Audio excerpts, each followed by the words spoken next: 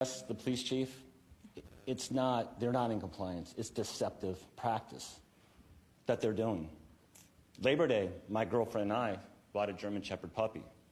4 days later, it was deemed it had been euthanized because it was sick of pneumonia, giardia, dehydration.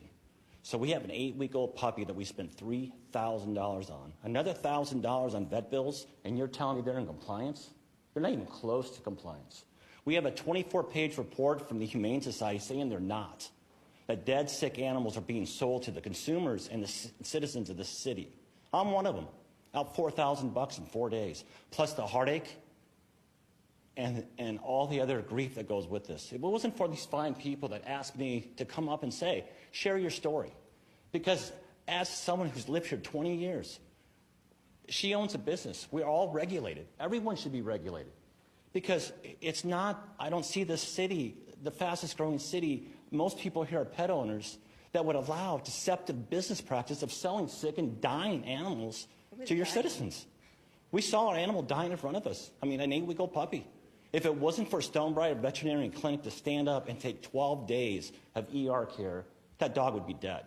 Now, when I went to Petland, I didn't expect to go rescue a dog. I expected to have a pet for 10 years. That's what happened to us. So, you know. They might have enough bleach, they might have enough whatever, but they're putting sick dogs in with other sick dogs and then bringing them out for us to buy them. And then they have you, as you're sitting there with your daughter holding a puppy with a bow around its neck saying, sign this, sign this, sign this.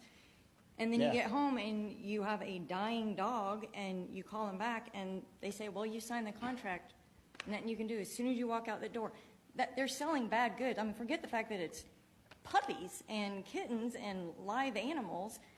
They're selling bad goods. And then the next person walks in and the next person walks in. And as we were at the protest, we see more and more people walking in there. And he laughs and he's like, I can't believe people are going in there. I was like, well, a week ago, we did the same thing. Unless people know, I mean, you think, of course, you're taking home a healthy puppy. And we just thought, oh, great, it's a chill dog. It wasn't chill. It was dying.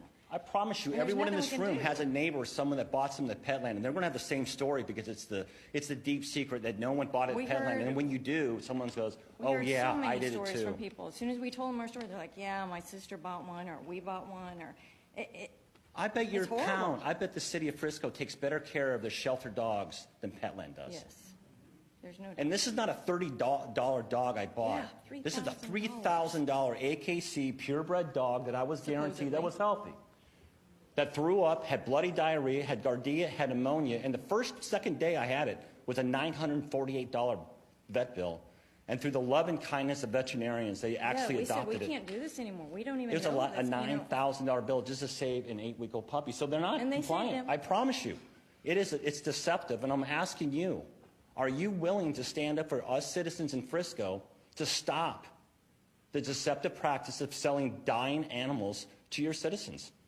Because economically, I could spend that money in better places than where I spent it 3 weeks ago. But thankfully, we see.